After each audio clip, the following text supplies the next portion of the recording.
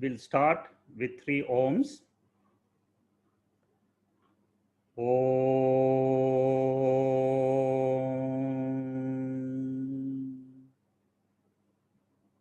Om.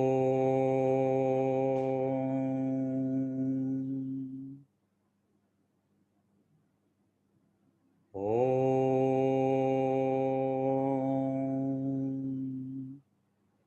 Om Sahana Vavatu Sahanau Bhunaktu Sahaviryam Karavavahai Tejasvinavaditamastu ma Vidvishavahai. Om Shanti Shanti Shanti.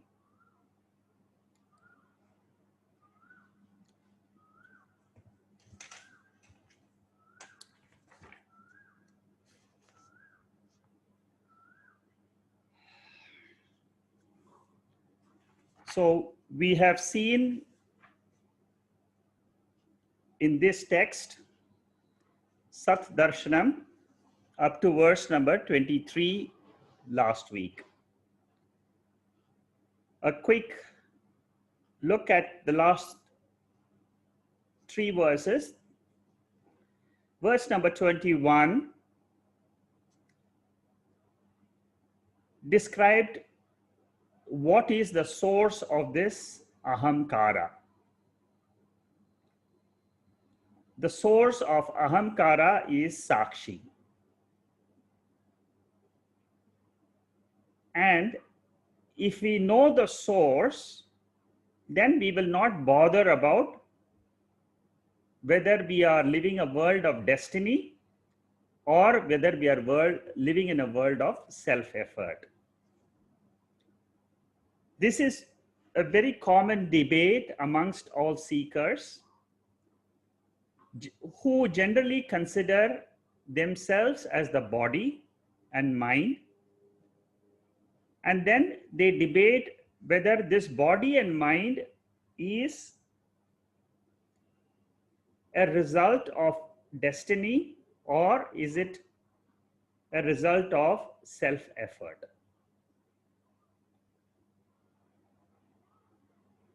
So Ramana Maharishi clearly brings out the point that this debate will never end as long as we are seeing it from the ahamkara, the ego I point of view. The moment we shift the attention to Sakshi I, this debate will be meaningless. That is what he said in the 21st verse. 22nd verse, a very beautiful verse. It says, God realization is nothing but realization of pure consciousness or awareness. And this pure consciousness, awareness, realization is nothing else but our own self-realization. This is a central theme of all the Upanishads, and it is called as Mahavakyam. That means I am the same as God, and we both are same because we both are one consciousness principle.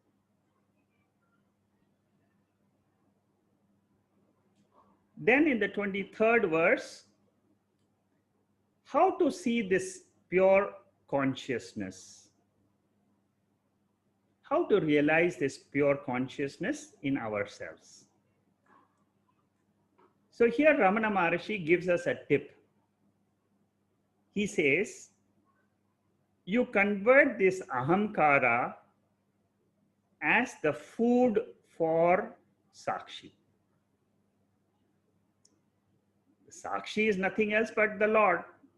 And Sakshi is where? It is in my body. So he says, if Sakshi is there, that pure consciousness is there in the whole universe, and it is also there in my body, then he says, let this ahamkara I today, which rules over me, the body, and it rules over the mind, he says you convert that into a food for the Lord who is in this body. Let him take this, consume it. Whatever is left over, I will consider this is a prasada from the Lord, which means it is the Saddarshanam. It is the pure consciousness. These are all wonderful ideas. Each verse describes a glimpse of the Sat Darshanam or the pure consciousness. Our mind can get tuned up to this realization of something which we do not know today. Our eyes do not have the power to see or experience this consciousness. All the sense organs have no power. The mind, intellect, instrument has no power. Then, what reveals to me this consciousness, if you ask? It is a Shruti Vakyam. It is a sentence from the Upanishads which says, Tat Tvam Asi. You are that light which is behind the sense organs. It is, you are the light behind the mind, and it is through the mind and sense organs we perceive this entire universe of objects and beings. So this is the what we are, which is, this is the verse which we are trying to understand. And let us try to see this verse.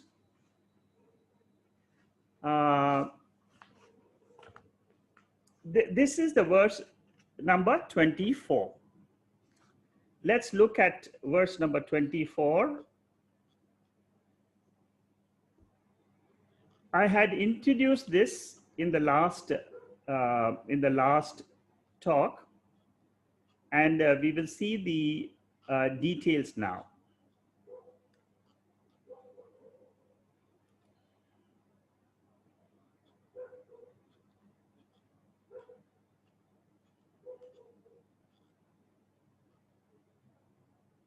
The Supreme, having distributed the light to the intellect,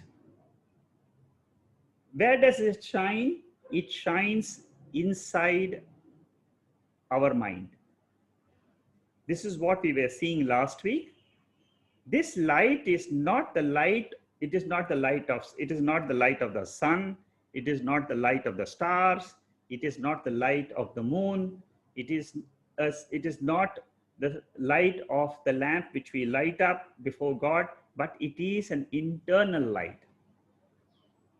And it exists. The first thing as seekers we must understand is we must truly believe what the Vedas say is the ultimate truth. If we don't have this belief, then there will be obstacles in our understanding of these verses. So the first thing is we say, yes, there is a light of Atma which lights up the intellect. That Atma is called as the self. And the self is the only sentient entity in the entire universe. Everything else is inert. So that if you look at the description below, here you can see the world is in the extreme right.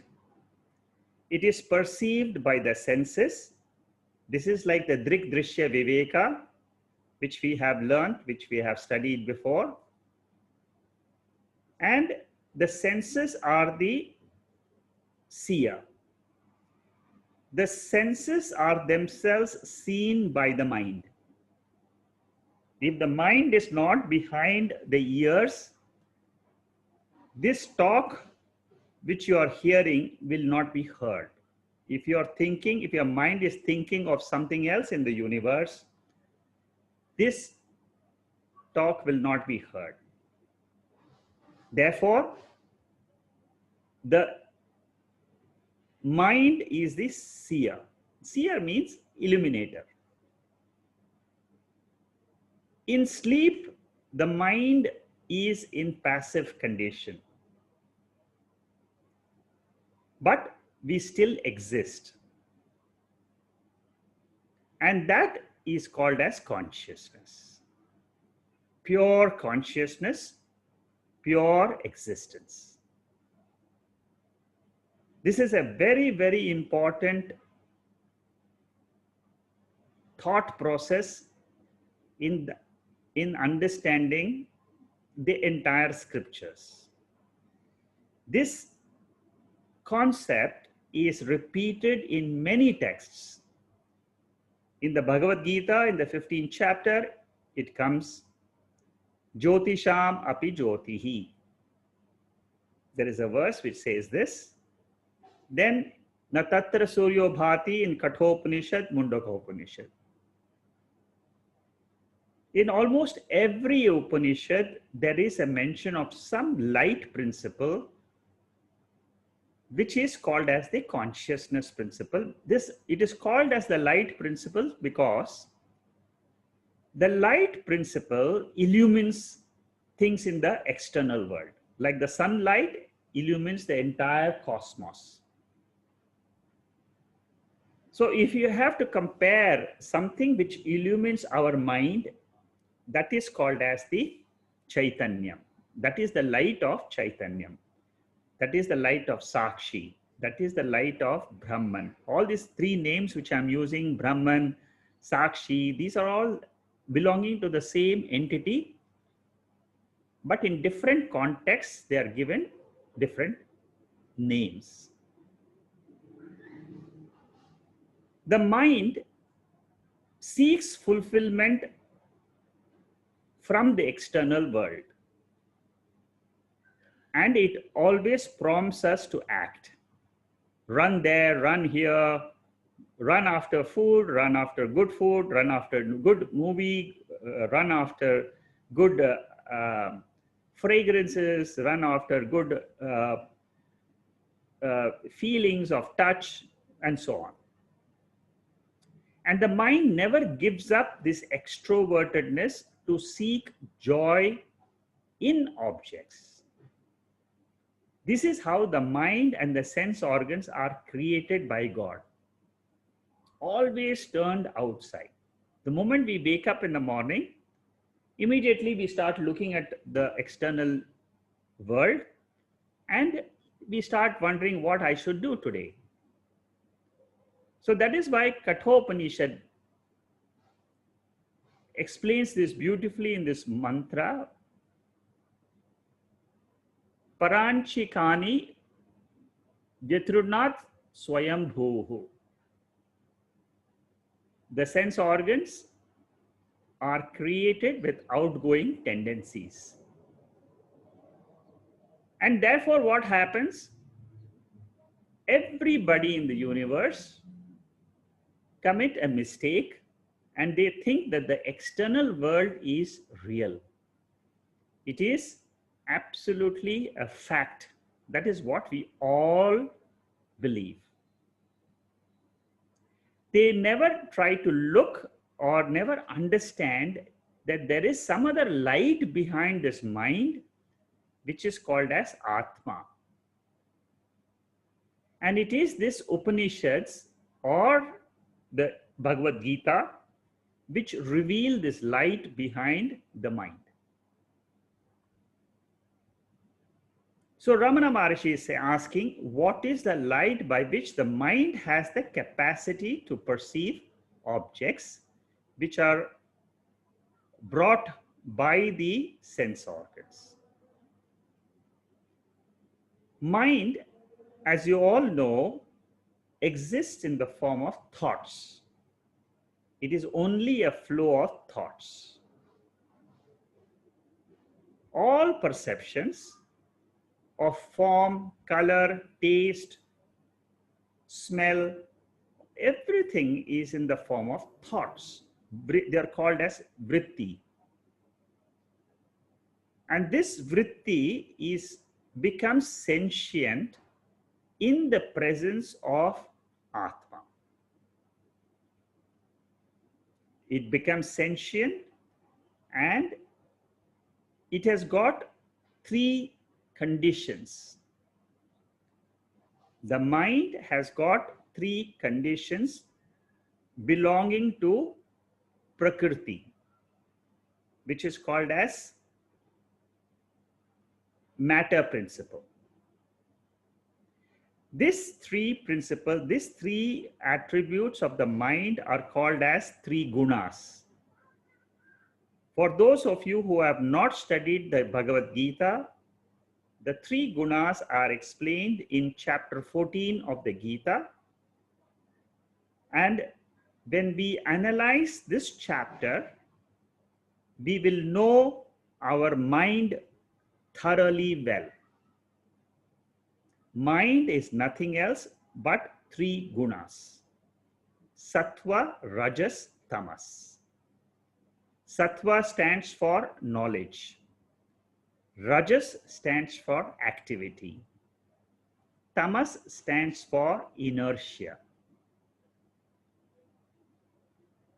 And these three are expressed in the mind in the form of thoughts.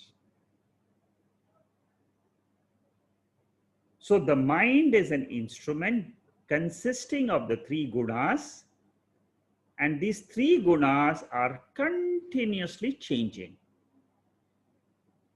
Continuously. In creation, every object can be described in the form of three gunas, because they all belong to something called as Prakriti, which is made up of three gunas. And the definition of Prakriti is Vikriti. That means it is always changing. We don't see this change through our external eyes, fleshy eyes. But the moment you sit in meditation, if you are able to shut all the sense organs, you will see the dynamic mind in total action. You will experience your mind full of thoughts, full of vrittis, and all of them are shining like gold. This can be done only if you know the scriptures. If you do not know the scriptures, if you are not taught how the mind gets the shine from Atma, you will never realize the mind in its true form.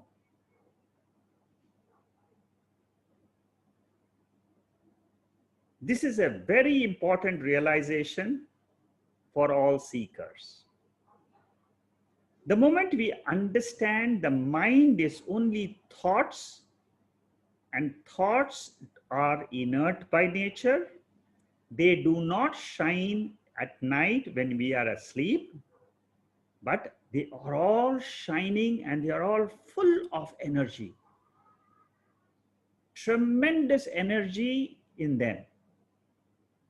It is this energy which gets transformed into all our physical energy. This mental energy gets transformed, and then we are able to run an Olympic race. The Shakti belongs to this mind.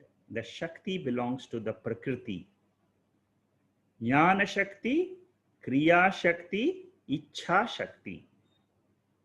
I'm digressing from this presentation, but knowingly I'm digressing so that you're able to understand the mind, because many seekers, they want to know what is this mind, how do I control this mind, what are the indicators when the mind is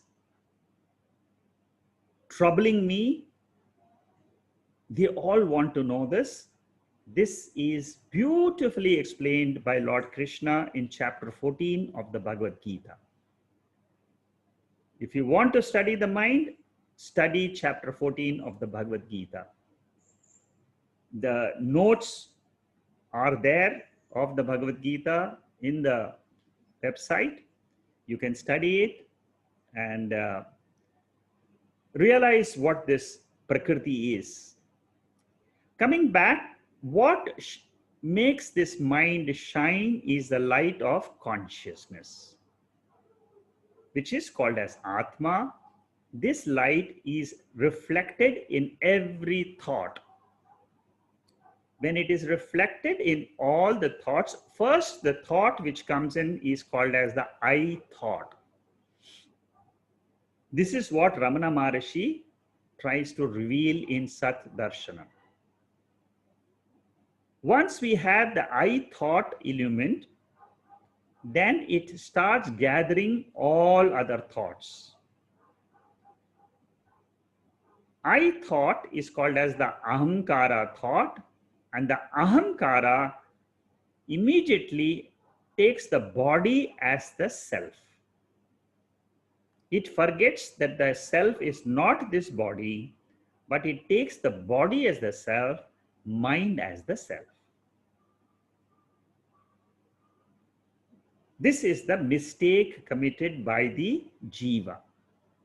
This is a natural process, but the jiva thinks that it is the mind together with this consciousness as that principle called as the I notion. Ramana Maharishi is going to teach us from verse number 25 onwards how to analyze this I notion, and then from 25 to 44 is this full analysis of this ahamkara, the I notion. And how do I learn to drop this I notion, learn to drop this ahamkara, and then realize my true nature as Atma. That is the central text of, central essence of this text called as Saddarshanam. Like we have for a bulb which is glowing, a filament, the filament is nothing else but the mind principle in us. The bulb externally, what we see is like the body. The filament is the mind.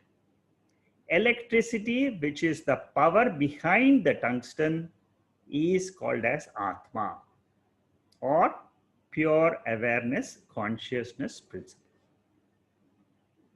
So we think that we are the tungsten today. The mind is what I am. What Ramana Maharishi is teaching us is, I am the Atma behind the mind. We see the mind glowing in the waking state, and it becomes passive in the sleep state. When this glow is not there, we don't see the sense organs or the world outside.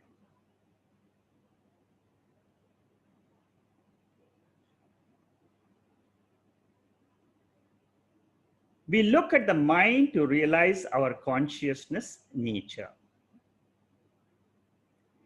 The self is always experienced by us. It is nothing very new. Atma, the self, is ever shining. It is always self-evident. What comes and goes is the mind. The self, you can see the diagram here. The same thing has been expressed. The self shines on the mind. The thoughts gets enlivened. The thoughts then shine the sense organs. Objects get illumined. The world of universe which we see comes to us in the thought form. But we see forms, we see, we hear the sounds. All these are nothing, but ultimately they reach the mind in the form of thoughts. And I, the consciousness, am always there. That is what is called as Nitya Mukta Chaitanya. The moment I understand this diagram of how this experience comes to us and who am I, if you understand this simple diagram here, you will realize the true self.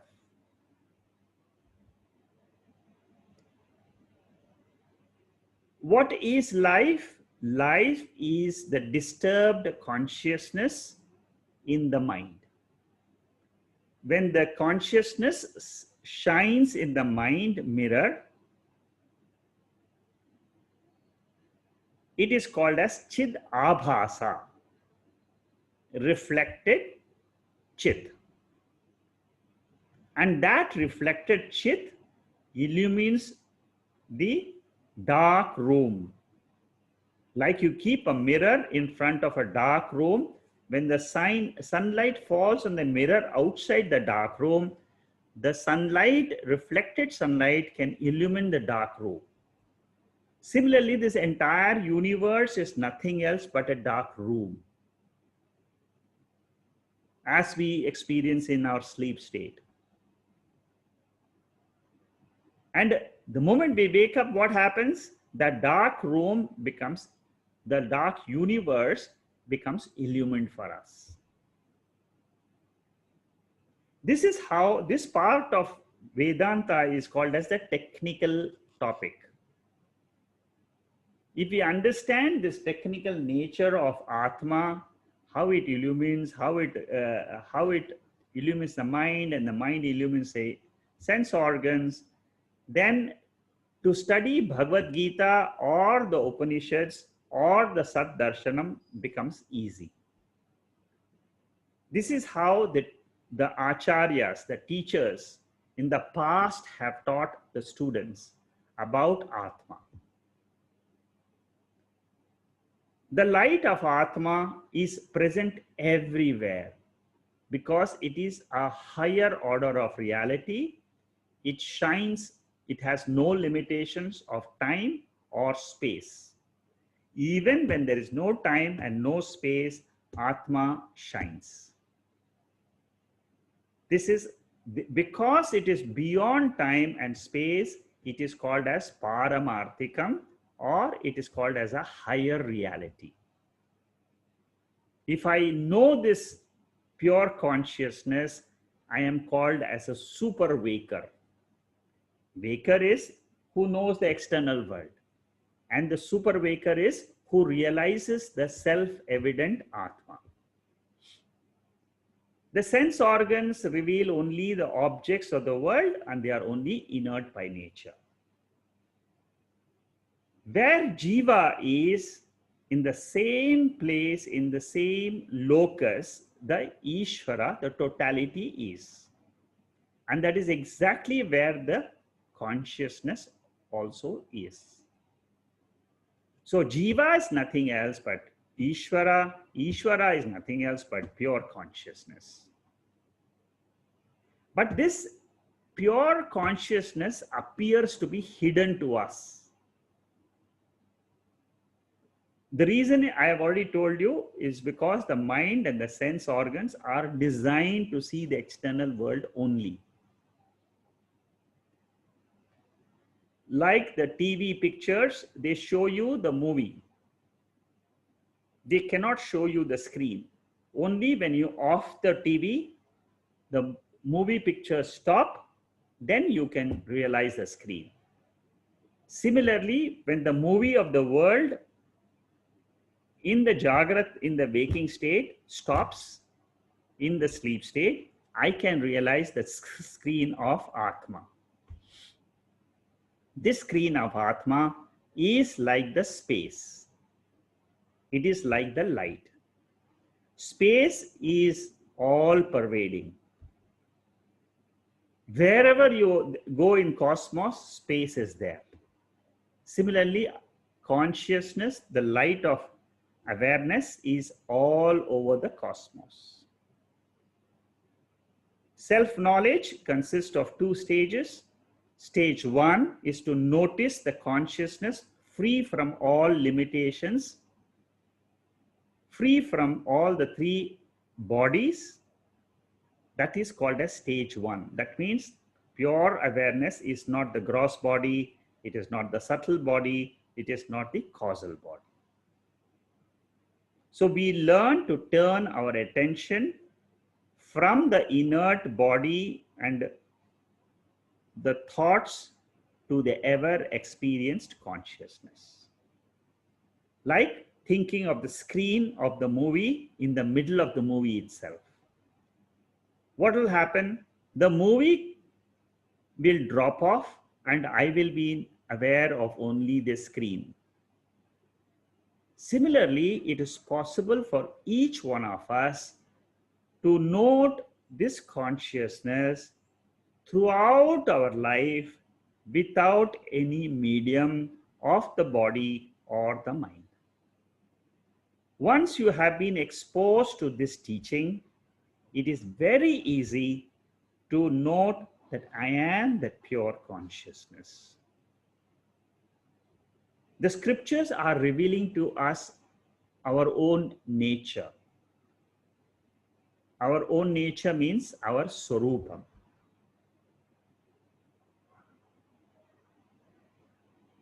So once this is taught to us, we get into the stage two, by which we negate all the limitations of the sense organs and the mind.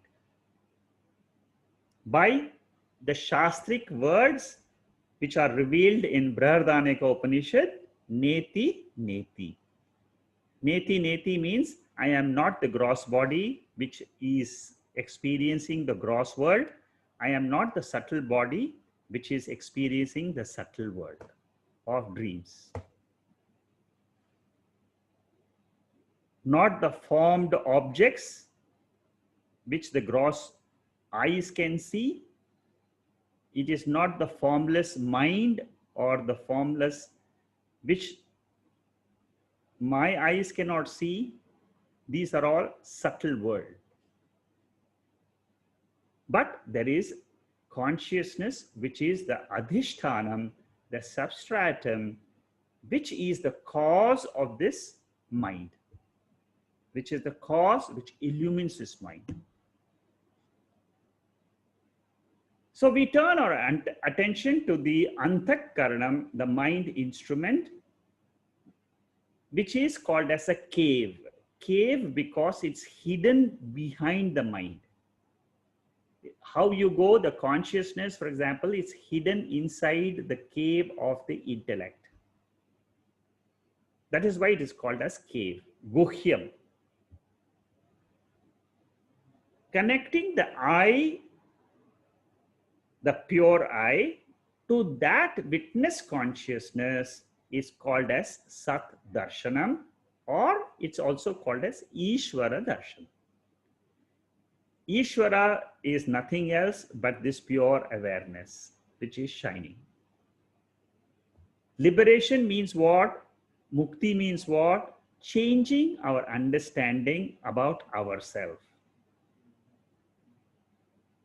From the body-mind concept to this pure existent Sat principle. So this is what is being revealed in this 24th verse. This is the light of consciousness, which is called as the real I. It's called real I because it is independently existing, self-evident consciousness. Because it is independently existing, it is called as Satyam. Satyam is a technical word used in Vedanta. There is no other Satyam in this universe except this pure consciousness. The definition of Satyam is it exists in the past, it exists in the present, it will exist in the future. And what is Mithya?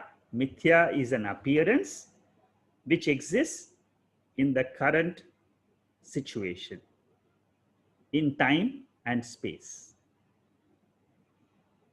Mithya is an appearance. Like the dream, it exists only during the time of dream. Waking state exists only in the time of waking. But the witness consciousness is non-dual. Non-dual means there is no other second consciousness in the universe. It is Satyam. And what is world? World is an expression of the same consciousness principle in a particular condition of the mind.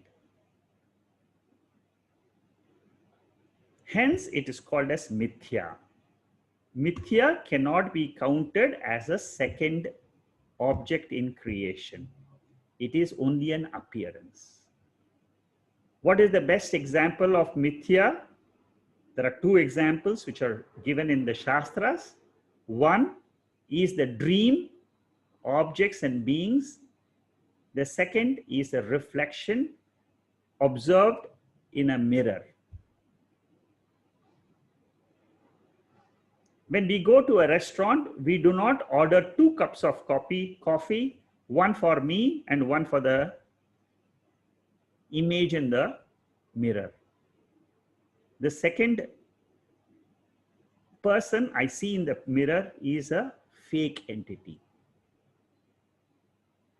Saddarshanam says this entire waking state which we experience is like the reflection of our own face of Atma in the universe.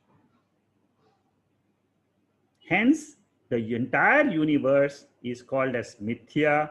It is dependently existing on the Satya Atma.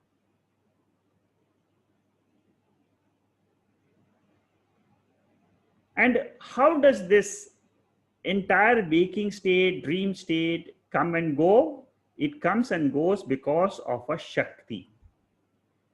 Like the dream happens because of the Shakti of sleep. Everybody has the Shakti, Nidra Shakti. Similarly, the waking state comes and goes because of the Maya Shakti. This Maya Shakti belongs to Ishvara, or it belongs to that consciousness principle. That makes this entire world of waking manifest and then go into unmanifest condition in sleep. See, this entire subject of philosophy, or when we come into analysis of ourselves, it is a very, very serious subject. It is analyzing not only who I am, it is also analyzing the entire cosmos which we experience. So only people who are really keenly interested to know who they are in their ultimate core nature will try to get a glimpse of themselves through these verses. It requires patience. It requires one focus of the mind.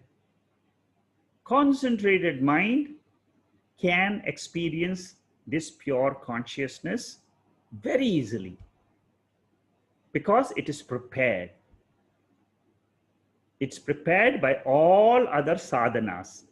I have explained in the Bhagavad Gita classes all the different types of sadhanas which we can do, like going to temples, like doing pranayama.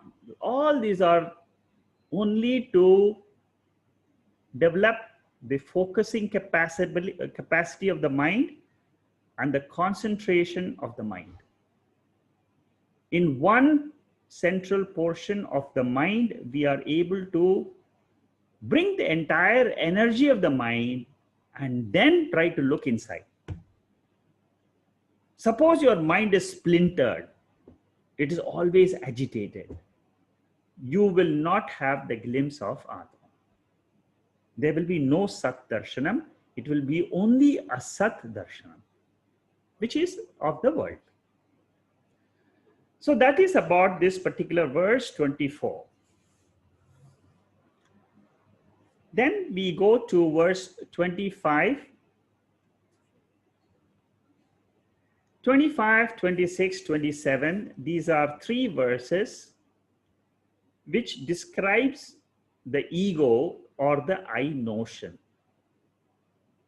This I notion is the cause of all our sufferings.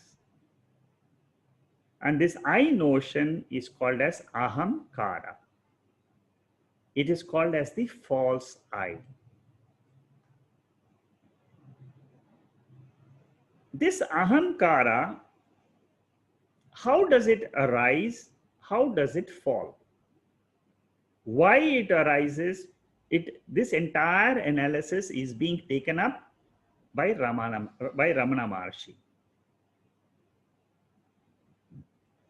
So here in the 25th, in all these three verses, the topic is what? The I notion. I notion is what? It is a reflected consciousness in the mind. And it is the first thing which we experience as soon as we wake up in the morning. This reflected consciousness in the waking state is given a name. It is called as Vishwa. And this Vishwa, it is a name given to the ego I, the I notion, ahamkara. It is the same whether you are a male or a female, it is given one name, Vishwa I. This is what is said in the Mandukya Upanishad. So the body does not say I am. Why? Because the body is inert.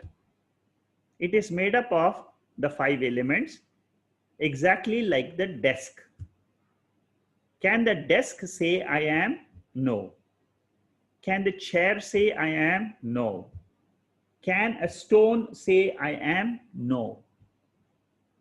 But this body says I am. I am Oma, I am Suvarnam, I am Rohit, I am Venkatesh, I am so and so. And in the sleep, what happens?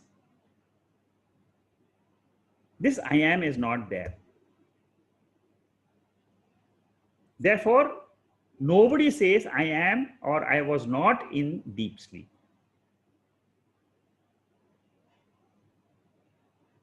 Therefore, Ramana Maharshi is asking, where is this I coming from? This is the beautiful question, which is the central teaching of Ramana Maharshi. He is asking all of us to sit in quietude without making any judgments about who I am in terms of a father, mother, sister, daughter, wife. Drop all the roles and then find out the source of this I.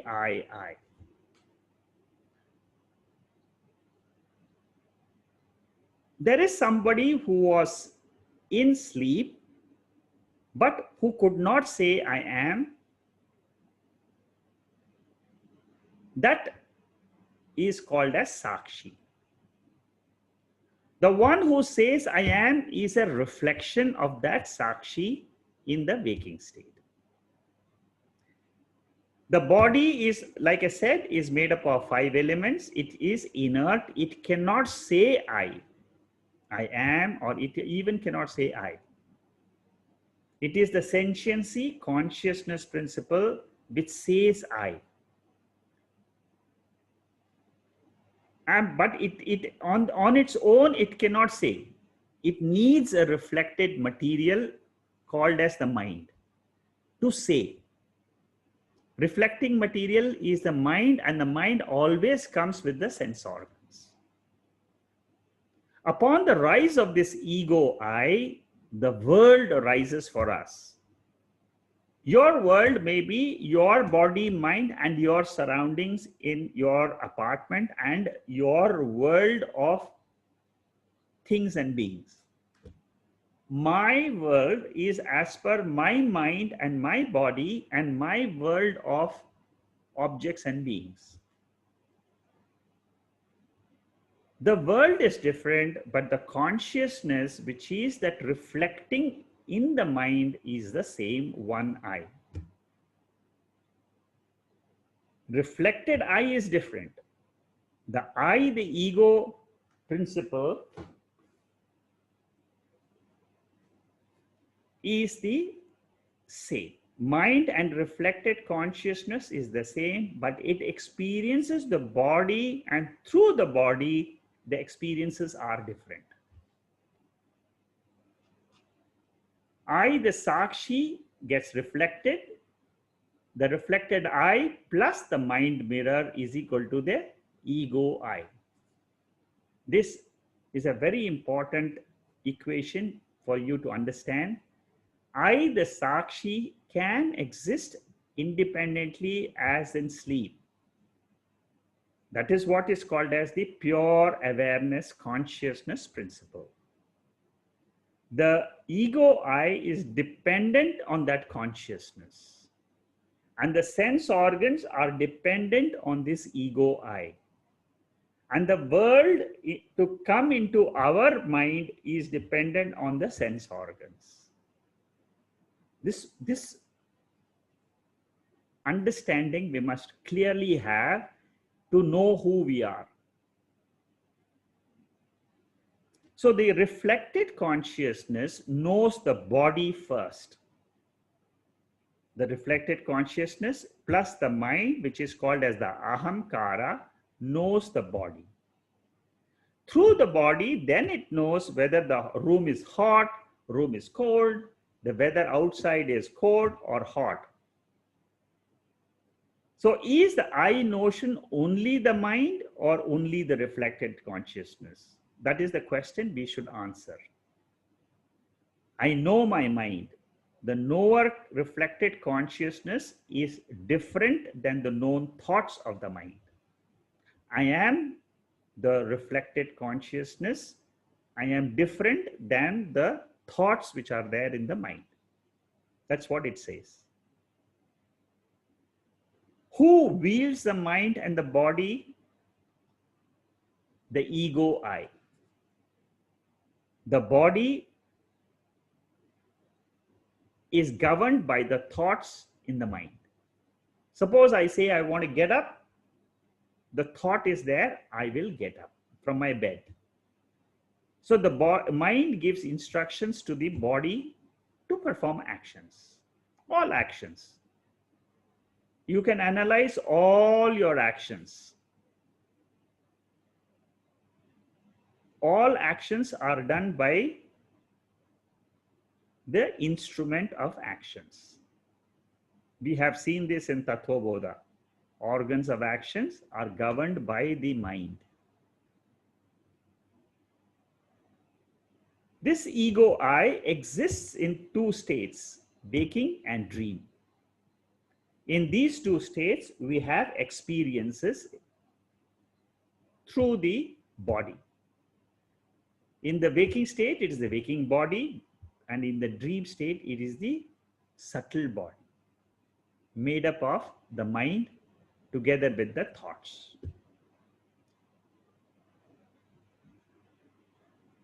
So it is the ego I. This question is asked by Ramana Maharishi. Where is the source of this ego I?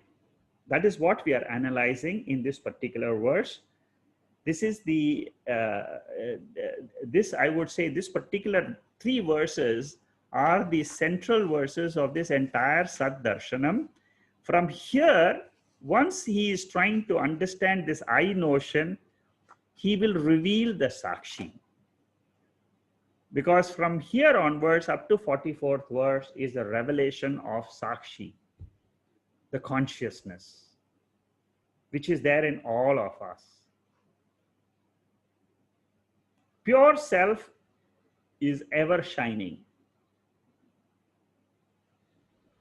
How to reach this self? By passing off the ego. I need to drop the ego to realize the self. Inquire into the birthplace of the ego. Where is this I notion coming from?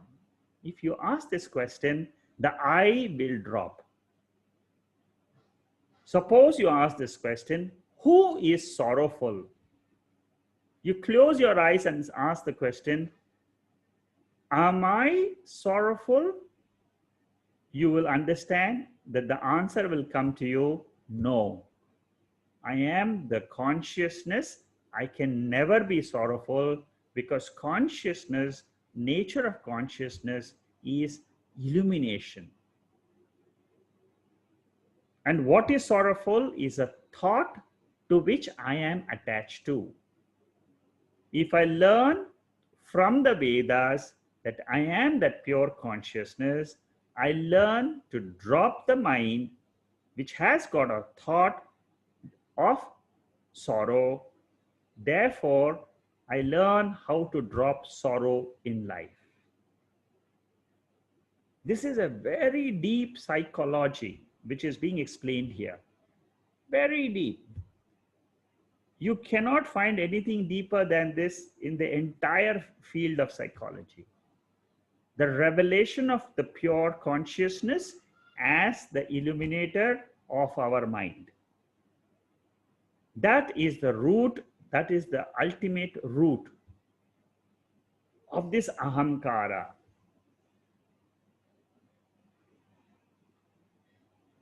Bhagavad Gita also says this in chapter 15. And if you all, some of you, you may have studied the 15th chapter, and the verse number there, the verse number is verse number 3. Na rupamasye tatathoba labhyate nanto chardin nachasam pratishtha ashwatthamenam suviruda moolam asanga shastrena dhridena chitva. Very beautiful verse, which is the same meaning which is being said in the Saddarshanam. The root. What is the root of this ahamkara? The root is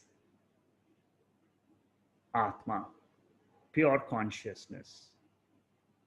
Why do we call it as a root? Because in sleep state, this ahamkara gets dissolved. This is the logic given by Veda. The rising is from the Atma. The dissolution is the Atma. Therefore, the entire world which we experience throughout our life, through this ego I, the I notion in the intellect, the entire world of experiences is nothing else, but it all comes and dissolves in Atma. If I know this root, I know the root of this entire cosmos. We are all born from that truth principle, which is called as Atma, or this pure Sat principle. This pure Sat or consciousness is beyond all differences of culture, tradition, religion, caste, creed, nationality. It has nothing. It has got no discrimination. It is one principle.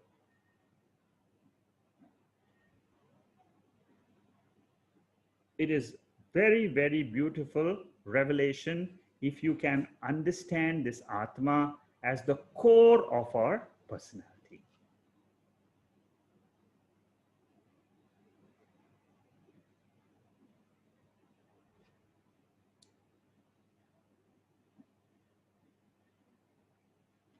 Next is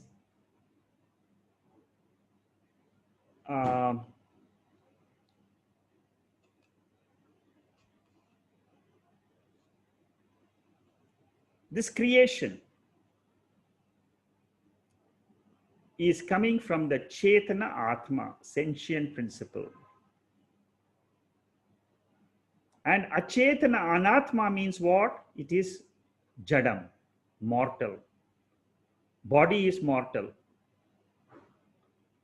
And this body is mortal, but Atma is immortal. Chetana Atma, Chetana means consciousness, Atma, is intrinsically sentient. But it cannot speak. It cannot say anything. Because it is nirvikara. Nirvikara means it has no modifications at all. This is a very important word, nirvikara. Vikara means modification. The body has got 6 modifications, which we have seen in Tattvabodha. Asti, jayate, vardate, viparinamate, apakshiyate, nashyati. We have seen those modifications, but that is of matter, which is insentient. And this consciousness is the invariable factor in 3 states: waking, dream, and sleep. This invariable factor is called as the Sakshi. So the body is Achetanam, inert. Atma is sentient. It doesn't have any instrument to say I am. And what is this ego I am? It is a mysterious mixture of consciousness and matter. In the Bhagavad Gita, it is said, Kshetram, which is the matter principle, Kshetrajnaha, which is the consciousness principle.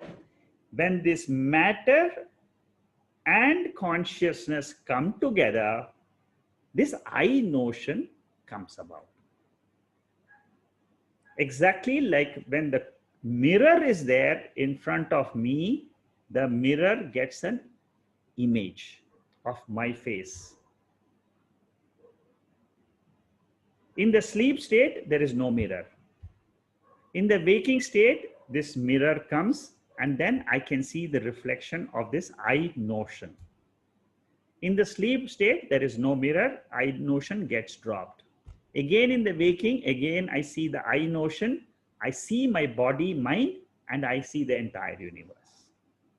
The third entity, which is a mysterious entity, is called as the I notion, Aham Kara. In Chandogya Upanishad, it clearly says that by knowing a lump of earth, you can know all the pots, all the karyam, whether it's a big pot, small pot, red pot, yellow pot, black pot, green pot, all the pots I will know. By knowing what? Mrit, the clay. So similarly, by knowing this one consciousness, I can know the entire cosmos of matter principle. Because everything is revealed by only one consciousness.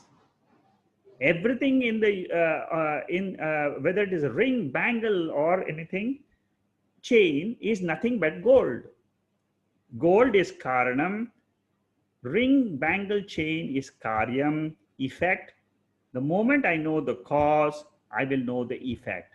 The moment I know the cause, which is the consciousness, existence principle, pure awareness principle, I will know the entire universe, which is revealed by this consciousness. And what is the pot? If you ask, it is only name and form. It has got only verbal existence. This is the revelation in Chandogya Upanishad in the 6th chapter to Shvetaketu by his father, whose name is Uddalaka. And he says, his father teaches the son, and he says, O Shvetaketu, if you know one clay, you will know the entire world of clay. If you know one consciousness, you will know the entire play of this whole universe, which is only name and form. You take any object in creation, it is only a name and form. It is name and form plus consciousness. If you remove name and form, what is left out is only consciousness. From your name and form, if you remove the name and form, what remains is consciousness. From me, if I remove my name and form, what remains is consciousness. In sleep, Atma is there, this consciousness is there, but it does not say I am. Body is there, does not say I am. When I get up, what happens? Ahamkara, ego comes up, which is I am. This ahamkara goes to sleep. It is asleep in sleep state. This ahamkara, I notion wakes up. This ahamkara, I notion is a mixture of the pure consciousness reflected in the mind plus the mind, which is called as the anatma. It is a mixture of atma and anatma. So the I notion is what? It is the ego I, which is a transactor I. It is this I, ego I, which is suffering in the universe. All our sorrows belong to the transactor I, the samsara I. It does not belong to the Atma I, which is the cause of this entire experience of body, mind, and the universe. Where does this I come from? The Shastra says the I notion comes from the consciousness. And this consciousness is free from all limitations of time, space, objects. Hence, this consciousness is called as immortal, nityaha, birthless. It is called as amritaha. Immortal. Very beautiful analysis of all our experiences in life and how I can get rid of sorrow in life. If you follow the analysis which we have discussed today, point by point, if you go through this, I promise you there will be no sorrow in your life because you have analyzed your mind thoroughly. There is no other analysis equivalent to this analysis which is given by Ramana Maharishi in verse number 24, 25. In these verses, you see the best of Ramana Maharishi being revealed to us. Very beautifully put, very, very nice and easy to understand. If you understand this, the concept of understanding the Mahavakya becomes very easy. I will take up the Mahavakya analysis sometime during this course of these next few verses. I will take up the Mahavakya analysis. You will understand, maybe after this 24, 25, 26, I will take up just to give you a glimpse of what the Mahavakya of the Upanishads they teach us. Because it's very easy. After this analysis of the ego, you will find the Mahavakya analysis is extremely easy and it takes us to the root of our I notion. What is the size of this ahamkara? If you ask, the size of ahamkara is the size of the body, because that pure I gets reflected in this body and mind. First, it gets reflected in the subtle mind. The subtle mind illumines the body for us. Therefore, we say, I am in Singapore, I am in India, I am in USA or Brazil or anywhere in the world. Whenever we say I am, it means it is the I notion which is shining in my mind. This I notion is a reflected consciousness. I am that original consciousness which is got no location. It is locationless,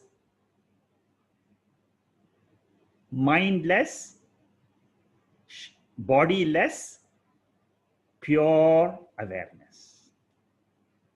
That is how we have to understand our real nature. Ahamkara has location, belongs to the body. Ahamkara has sentiency. It has sentiency means what? It has the power to know I am. That is the power. A desk cannot know, doesn't have the power because it doesn't have a mind. The mind is the reflection which gets like a mirror. Mirror is the same as any other object. It's also made up of matter, but it has got a special attribute that it can reflect.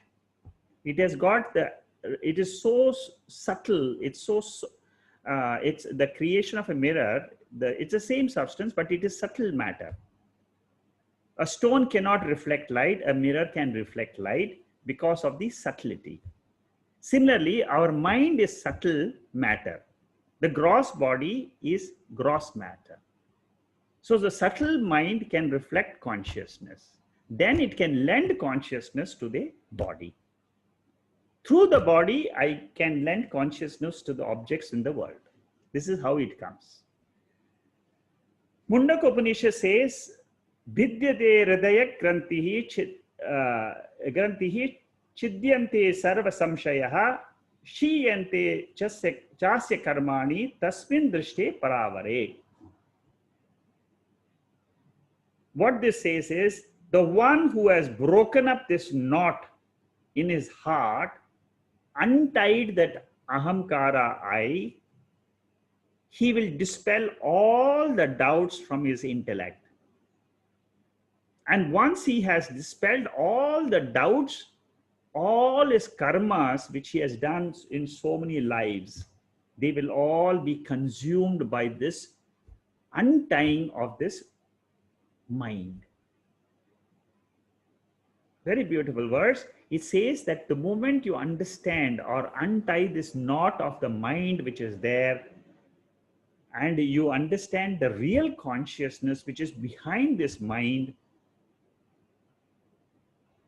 you will completely destroy all the effects of all past karmas. This is the only proof for the negation of all our past karmas. This is the pramana.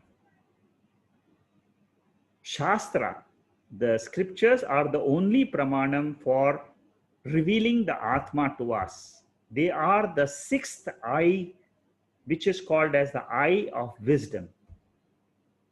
The moment I have this wisdom, I get something to see this consciousness, to know that I am that consciousness. It is the mind which has got the power of the Shastric light, which illumines this consciousness for each one of us. Ahamkara, the I notion, is a knot, and this is a knot. Why is it called a knot? Why is it called like a rope? Because it ties the mortal body with the immortal consciousness. I, the Atma, am pure. I am immortal. I am consciousness. I never have death. I am never born as consciousness. Body is born. Body is mortal. Body is inert. And what is tying both these together is the I notion, ahamkara. This ahamkara cannot be easily removed. This knot is very, very difficult to remove. And we generally measure the life, our own life. Generally we say with reference to how I am, not who I am. How am I? That is the measurement of our life. How means I'm rich, I'm poor, I'm knowledgeable, I'm ignorant. Actually, these are all only the I notion. It is not the real I. It is not who am I. Ahamkara says, I am Brahman. This is the realization of this I notion. It says, it realizes because the consciousness is revealed to us, I am that pure consciousness when I'm sleeping. I am the Sakshi principle, that consciousness principle, which is aware of my causal body, which is called as Karana Shariram, which has got the unmanifest I notion in it. That Karana Shariram, that causal body is illumined by this consciousness. This is a teaching from the Bhagavad Gita and the Upanishads. Once I have this teaching clearly understood, if you don't understand this, you can ask me question, no problems. I can go one-on-one with you to explain this consciousness to you. It's very, very evident. It's very clear. Logically, we can prove it. Anubhava-wise experience, we can prove consciousness. Shastra proves consciousness. So we have got three levels: Shastra, logic, and experience. Three pramanams. Shastrik pramanam, yukti pramanam, anubhava pramanam. The moment we slip to anatma, which is the body and mind, we get into all types of problems. Body, mind is never free from problems. It is in the realm of time and space. Anything in the realm of time and space is perishable. Therefore, it has got problems. Anything outside the realm of time and space has no problems because it is in the realm of consciousness. This is the final teaching of the Bhagavad Gita.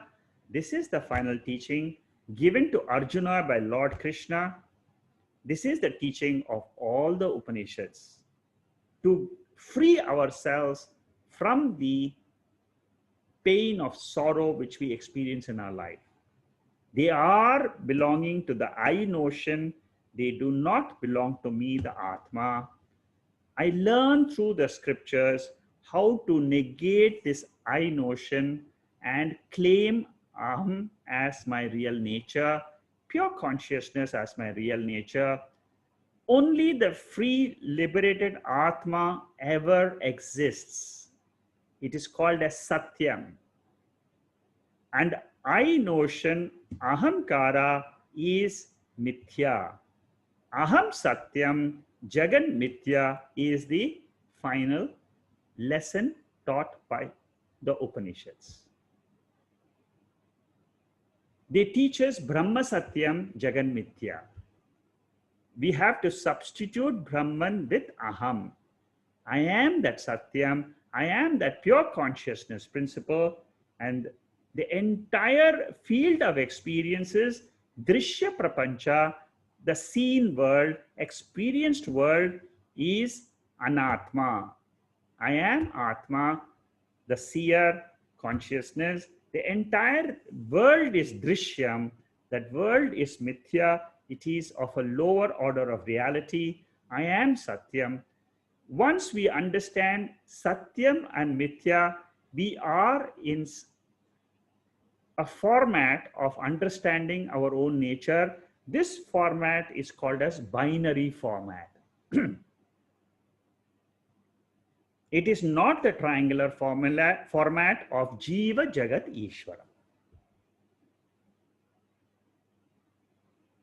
These are all words, methodologies, processes which acharyas have taught us to understand, have a clear understanding of this pure consciousness principle. With this, I will stop. 25th verse, we have stopped today.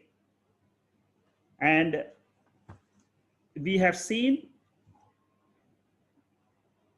basically two verses, 24 and 25. These are extremely important verses in the entire Saddarshanam.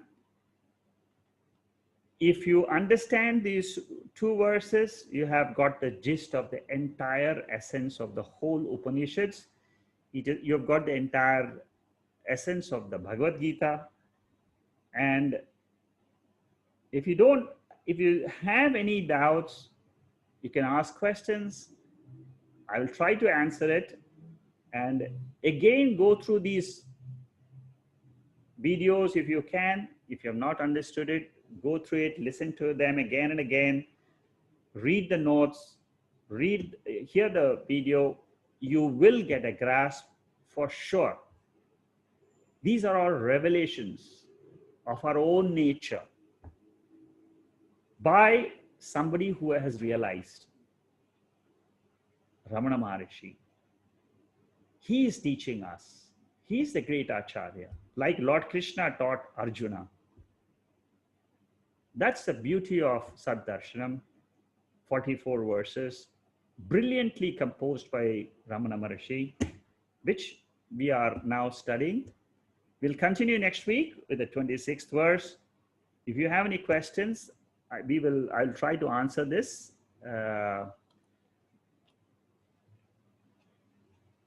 I will take up the Mahavakya Vichara one of these days. It's a very beautiful analysis. It goes in sync with Ramana Maharishi's teaching. And one of these days, we will see the Mahavakya analysis also.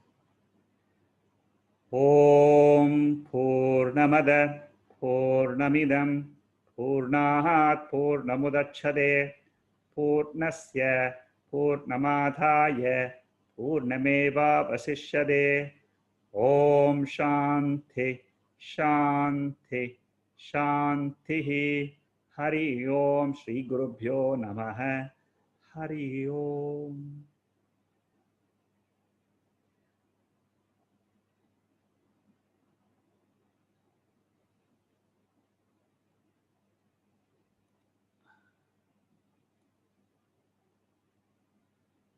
Okay, Lakshmi Pillai is asking how to go beyond time and space. Very beautiful question. The only way we can go beyond time and space is through Mahavakya Vichara.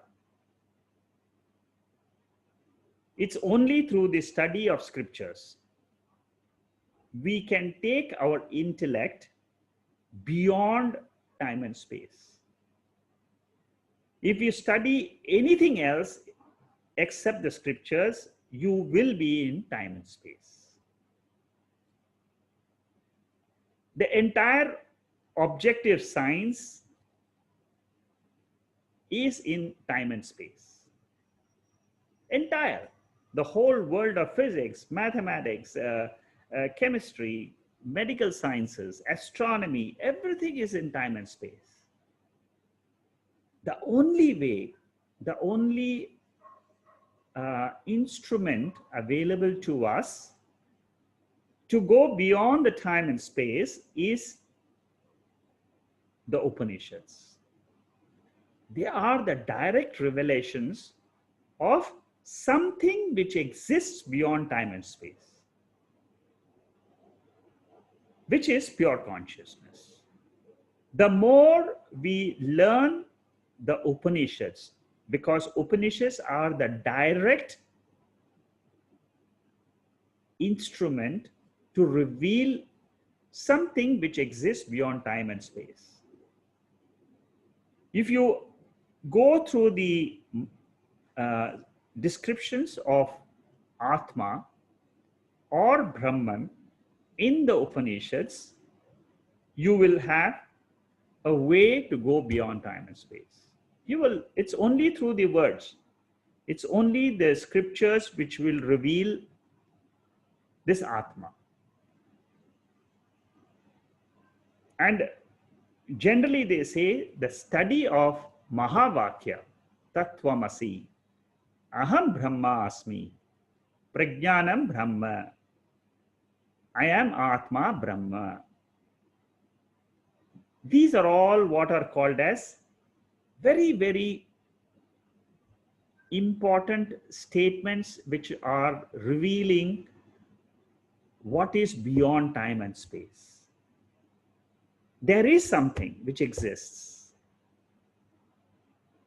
It is not that you don't experience it, it's not that we don't experience, we experience it. But how do I discover that experience? It is only by dropping the notion. If you can tell in your own mind, I am not the gross body, I am not the gross body which I experience in my waking state, I am not the subtle body which is experiencing the dream, I am not the causal body in which I am there, I the ahamkara. Okay, I'm now trying to reveal that which is beyond time and space through the three avasthas: waking, dream, and sleep. The I notion which comes in the waking state is called as Vishwa. The I notion, which is, but this Vishwa is, it doesn't have either male or female, nothing. It is only an I notion in the mind. This is how the Upanishads reveal to us what is beyond time and space. The I notion which is there in the waking state is in time and space, which is called as Vishwa. The I notion which is there in the dream state, whoever is experiencing the dream state is the I in that state. That I is called as Taijasa. It's a name given so that you and I can understand to drop this Vishwa I, to drop the Taijasa I. Then there is an I notion in the mind in the sleep, which is called as the sleeper I, the dreamer I, the waker I, the sleeper I. The sleeper I is also given a name by the Upanishads. It's a common name belonging to all of us. Lakshmi is a name given to your body in the waking state. That's all. What are you truly? You're truly the Vishwa I. You're truly the Taijasa I. You're truly the sleeper I, which is given a name Prajnaha. Now the Upanishad says, slowly drop the waker I. Then the waker I gets dissolved in the dreamer I. The dreamer I gets dissolved in the sleeper I. The sleeper I is the cause for the dream and the waking. And what is beyond the sleeper I is beyond time and space. That which is beyond time and space, is called as Thuriyam I. Thuriyam, in case you may have heard this word, Thuriyam. This is how Mandukya Upanishad clearly tells us how to go beyond time and space. Take your mind, just sit calmly, don't think of anything else in the world. Drop all your roles of mother I, daughter I, sister I, all that you drop. All that is nothing else but it is the waker I, which is the Vishwa. Similarly, all what you experience in the dream, just take it as one name, Taijasa. So where does the waker go? It goes into the dream. Then from dreamer, it goes to the sleep state. Sleep state is called as Prajna. So slowly we move from waker to dreamer to sleeper. Ultimately, we learn to drop all the three and say, I am not this. And whatever you experience, that is your real state. That is the state beyond time and space. This is how Upanishads reveal. This is how Bhagavad Gita reveals.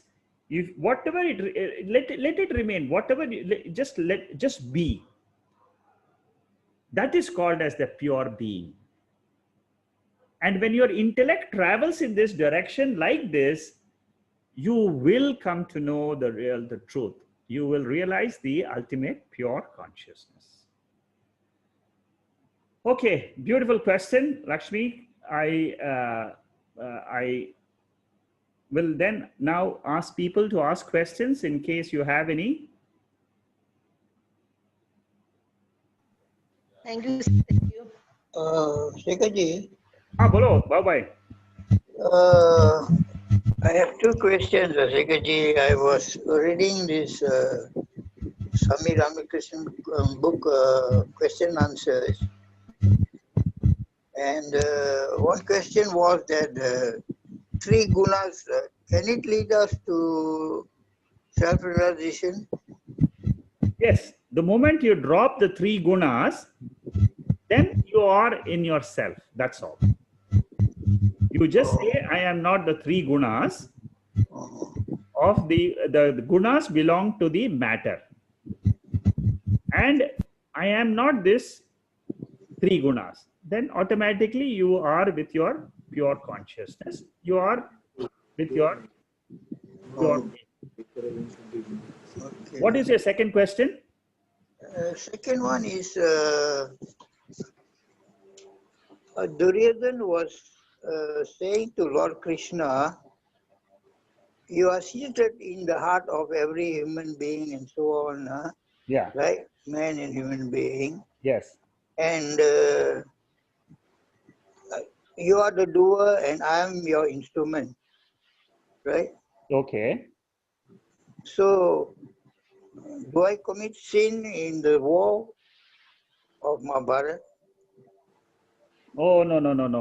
What you understood is a little bit complicated. What is basically what it means is that in your presence, in the presence of consciousness, the body is active. The body is fighting the war. So what Duryodhana wants to say is that he knows that Lord Krishna is the higher principle, the Sakshi. So in the presence of Sakshi, the instruments are working. Body is acting, mind is acting, the body is fighting, the body is killing somebody, the other person is getting killed, but these are all only in the Vyavaharika level. At the higher level of Atman, neither you, the consciousness, get killed, neither I am the killer. So that's what he means, that learn to understand the higher principle, which is beyond this level of killing and killing. Are you able to see see what he is saying? What he is saying is, Lord Krishna, you are the higher consciousness, Sakshi principle. Mhm. So because what he means is the doer is the Lord, right? Doer is You- Lord means actually the Lord is indirectly the doer. He is not the doer. It is the instrument which is doing things. Mhm. Sakshi is in the presence of sunlight, all actions are going on. Correct? Mhm. When the sun Yeah. is, all transactions happen. Mhm. So the human is just the instrument, they call it, right? Yes, that's correct. Human is only the instrument. Okay, thank Vijaya you. has said very beautifully what you are trying to say. Janami dharmam nacha me pravartihi. So what Duryodhana is saying is, I know uh, what is to be done, but I don't know how to get how to do that because Prakriti is pushing me to do things. Mhm. He says, Because I know what is good, I know what is bad, mhm. but there is something in me which is pushing me. I think it is that principle which I don't have any control. That is what is called as Prakriti. That is what your question is being answered, saying that there is something beyond us. Mhm. I have no control. And that is called as the three gunas, the Prakriti. The moment I know it is the Prakriti which is acting, and I am the Sakshi of that Prakriti, I am free. Oh, so Okay?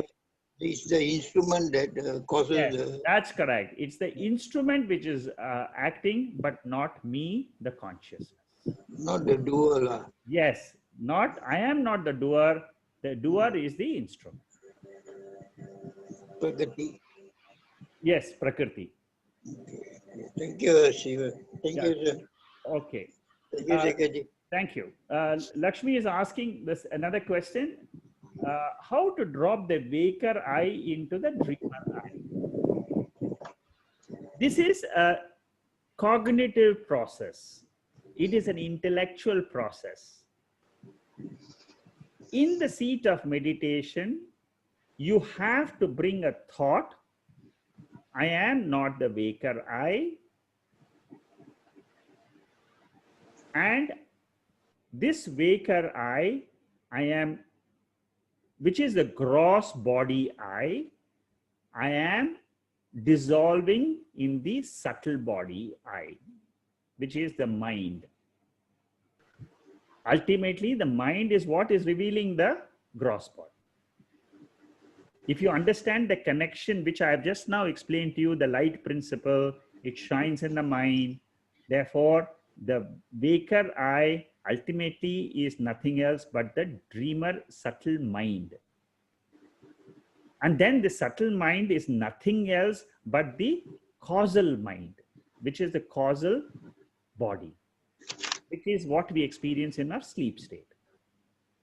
So we have to bring this thought, a deliberate thought has to be brought about. This is a process which is called as nididhyasanam. Okay, sir. Okay, thank you. Okay, it is a deliberate thought you have to bring. This a gross body, gross world, the baker I am bringing it, dissolving it into the subtle mind. The subtle mind, I am dissolving into the causal mind. This process in Vedanta is called as Laya.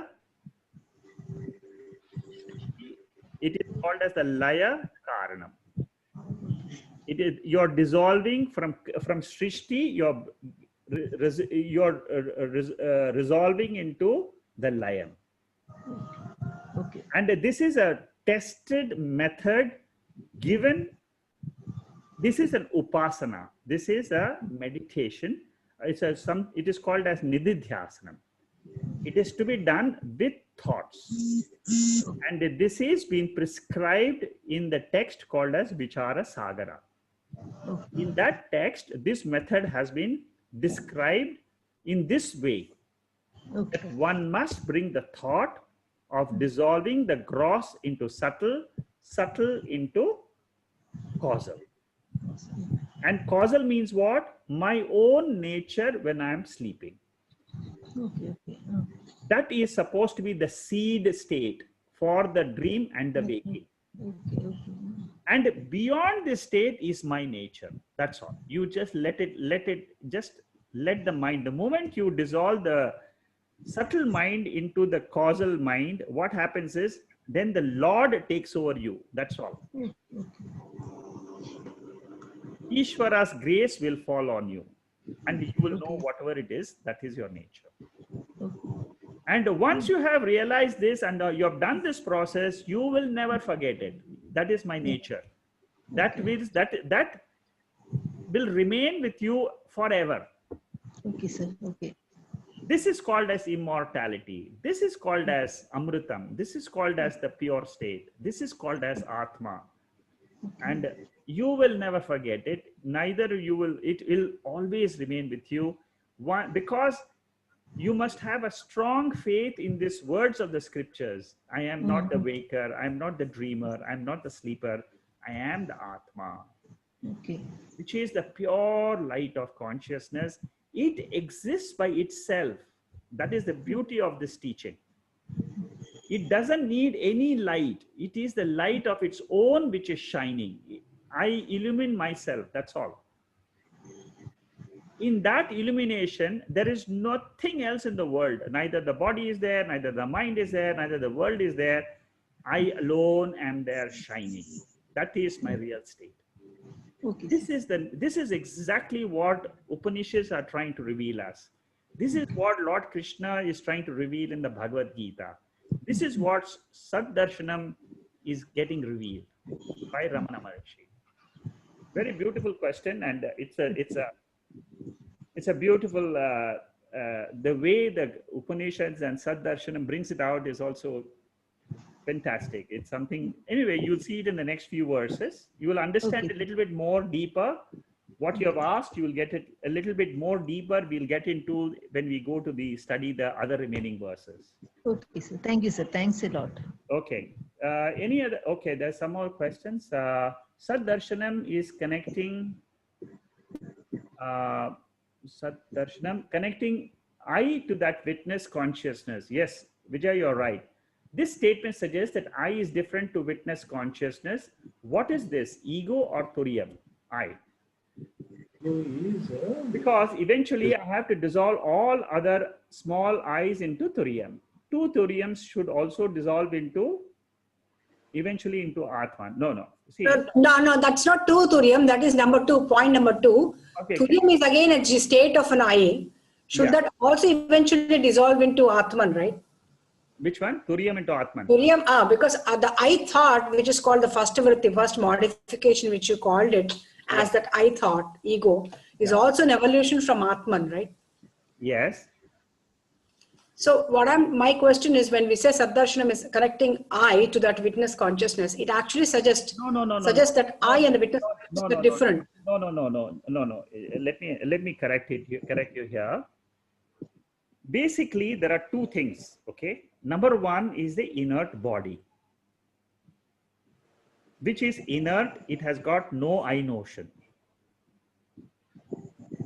Then there is something called as consciousness, which is Turiyam I. Turiyam I is consciousness. It has no mind. It can never say I by itself. It just simply exists. That is the pure nature, which is what is our own nature. In our nature of pure I, our pure I is called as Turiyam. The Turiyam, another name for Turiyam is Atma. Okay, now these two you should be very clear. Then what happens? Where does this I notion come? This is the million-dollar question which Saddarshanam Ramana Maharishi is asking. He is saying that only when this body and consciousness, they come together, a mysterious I comes about. And it is a combination. This mysterious I is the ahamkara. This is the ahamkara, the I notion, which connects two things. It connects the conscious turiyam and it connects it to the inert body. This I notion is the notion which you wake up in the morning. That is the first thought which comes to you, I. Till that time, this Vijaya was not known in sleep. Vijaya remained as pure Turiyam in sleep. As soon as Vijaya got up, the mind of Vijaya got up, it had the notion, it had the reflection of that Turiyam Vijaya in the mind of Vijaya. And then she says, I am Vijaya, the body. And then it sees the house, everything, it takes it as mine. So I, ahamkara, becomes mine. This is that I notion which is the knot, which is what Ramana Maharishi is trying to break. And says this I notion which is rising in the mind is only a reflection like what you see in a mirror in the morning. Are you clear now? One more related question, Shekharji. Yeah. Which only gets me to the point that, see, when in the deep sleep state, the I notion does not come because there is a manolaya. I mean, there is a, what do you call, dissolution of the mind. Yes. For that particular moment of time. So basically, so it is absence of the mind actually does not create an ego. Can I equate that statement? Yes, that's correct. Absence of mind drops the ego. So in that case, no, absence of mind, I did not say drops the ego. I'm saying absence of mind, or let me say, or presence of mind, or waking up of mind wakes up the ego. Yes, the waking So, mind wakes so up. originator of the originator of ego should be mind, but not Atman in that case, right? No, no. See, how does the mind get illumined? Where does the power of mind come? Mind is inert. Mind is made up of subtle body, which is 5 elements. 5 elements are inert. Where is that energy to say I come into the mind? It comes from consciousness. It comes from which is that reflected consciousness. in the reflected consciousness. This I has got two parts. One part belongs to the inert mind. One part of I belongs to the Turiya. Now is it clear?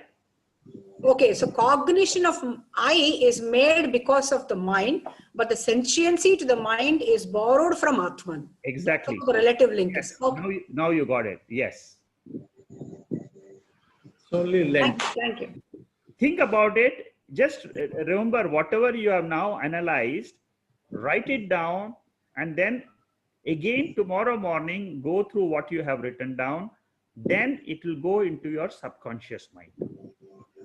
Thank you. Thank you very much. Okay. Thank you, Shekharji. Right. Very good. Uma is asking, Prajna is one level below Turiyam. Yes, you are right. Now you have understood very well what is Vishwa, Taijasa, Prajna. Prajna is it is inside the causal body, which is correct. Prajna is the name of the causal body with the reflection of consciousness. Hi, Shekharji, Uma here. Yeah, Uma. Yeah, okay. I was just wondering, when one passes away, or it's the causal body that leaves the body, Yes. and thus the body becomes inert. Yes. Okay, and this causal body, how does it keep its sentiency? It always has. Is it because the ego is the... Yeah, it always, causal body, it always has the sentiency of the pure consciousness. It remains in an unmanifest condition. In the seed condition, it will never be seen or experienced by anybody, but it will remain. All right, so it'll be subtle, but at the same time, it will always have this power to Yes. re-manifest or something Yes, like that. that's correct. To be manifest in future into subtle body and gross body. Okay, Shikaji, I got it. Thank you. Very Thank you, good. Shikaji. That's causing rebirth and all. Yes, that causes rebirth. Okay, very good. I mean, the questions are extremely deep. I'm very, very happy with the questions and what Akshay is asking. There is Mahavakya Prajnam Brahma. So this Prajnam consciousness is pure consciousness only, right? Yes. You see, Akshay, you must be very clear. Prajnanam Brahma. Prajnanam Brahma means consciousness is Brahman. Don't confuse with the Prajna, the name given to the sleeper eye. Prajna is a name given to sleeper eye. Like Vishwa is a name given to the waker eye. Taijasa is a name given to the dreamer eye.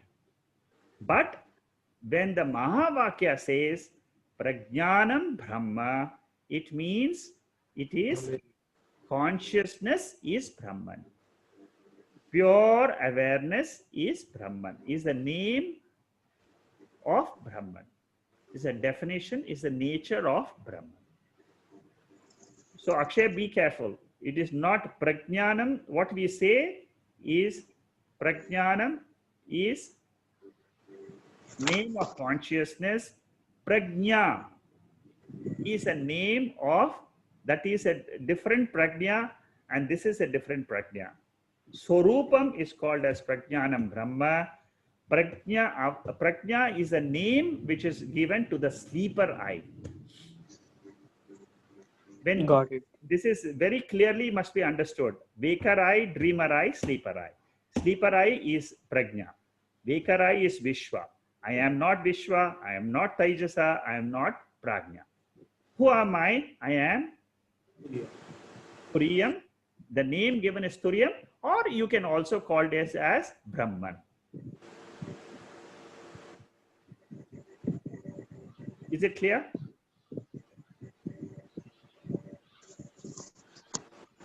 Okay. All right. Okay. Very good. So we'll meet. It's already 8:15. We'll meet next week, and we'll take up the next verse.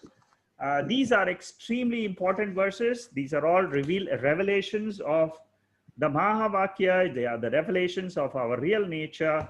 Very beautiful section which we are studying now. Each and every verse is a brilliant verse. Each can lead you to the final realization of the core of our personality. Thank you. Good night. Yeah. Thank you, sir. Thanks. Thank you very much. Thanks. Thank you, Hariom. Shekharji. Hariom, thank you.